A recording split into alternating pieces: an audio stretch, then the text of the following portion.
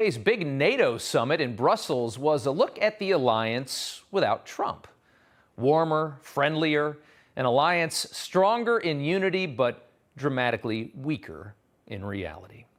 The family photo was all smiles, no bad blood, no American leader demanding member nations actually meet their obligations. How ridiculous.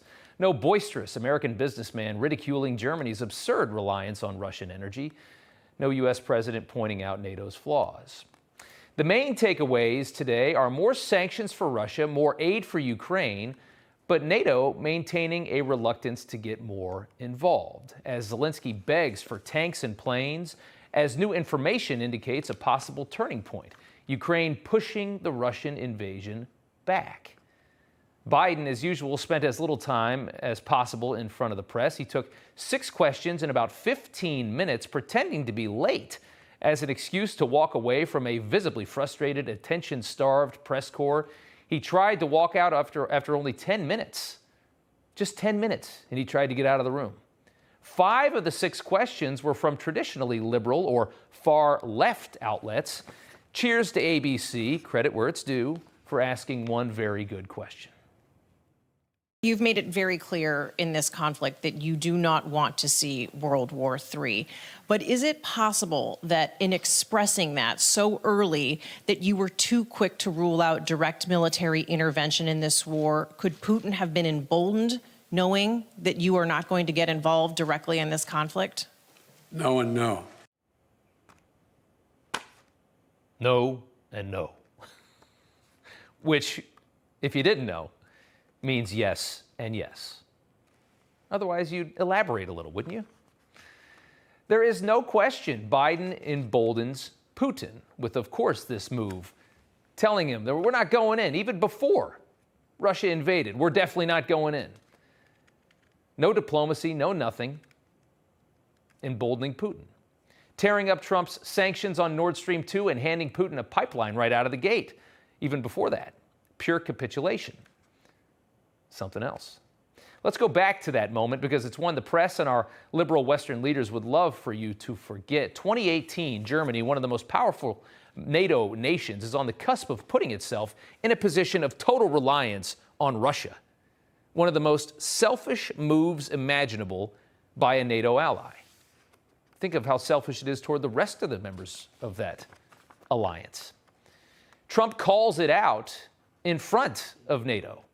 Something nobody in NATO could believe, an organization that's never been used to scrutiny and accountability.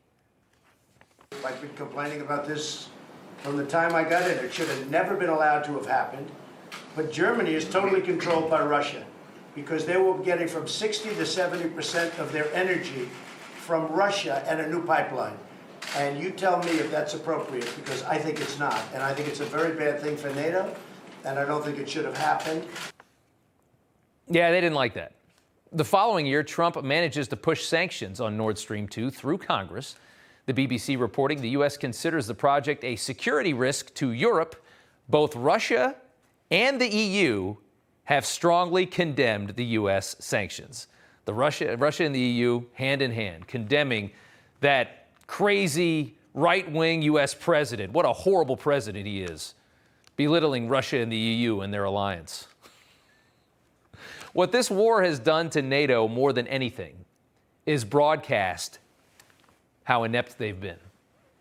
And how the man that they all snickered at in moments like this, you remember this, understood the world better than any pandering career politician or bureaucrat ever could.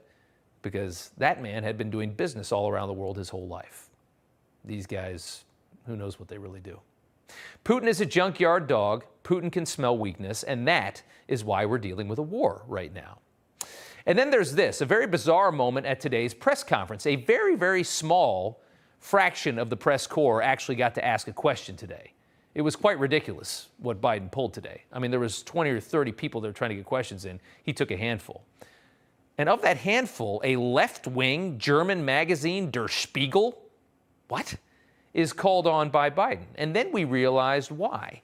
They were summoned to give possibly the most politically advantageous question imaginable. Take a look. There are widespread concerns in Europe that a figure like your predecessor, maybe even your predecessor himself, might get elected president again. Are there any steps, anything you're trying to do and NATO is trying to do here these days to prevent what you're trying to do becoming undone 2 years from now?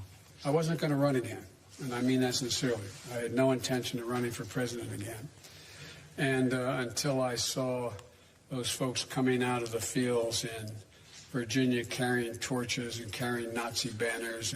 And then when the gentleman you mentioned was asked what he thought, and a young woman was killed, a protester, and he was asked what he thought, he said, "They're very good people on both sides." And that's when I decided I wasn't going to be quiet any longer. At the next election, I'd be very fortunate if I had that same man running against me.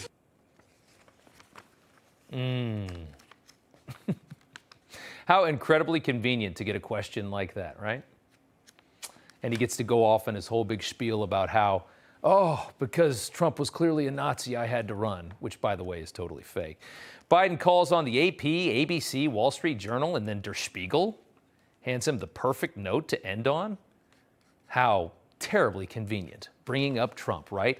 All of Europe is so clearly aligned against Trump, according to Der Spiegel, which is a left-wing rag. When your domestic policy has fallen apart and your mistakes have led to an emboldened Russia invading another country, what else are you going to talk about? Bring up the boogeyman, bring up Trump. And it is worth noting that Biden still says that the completely 100% debunked good people on both sides claim was his reason for running.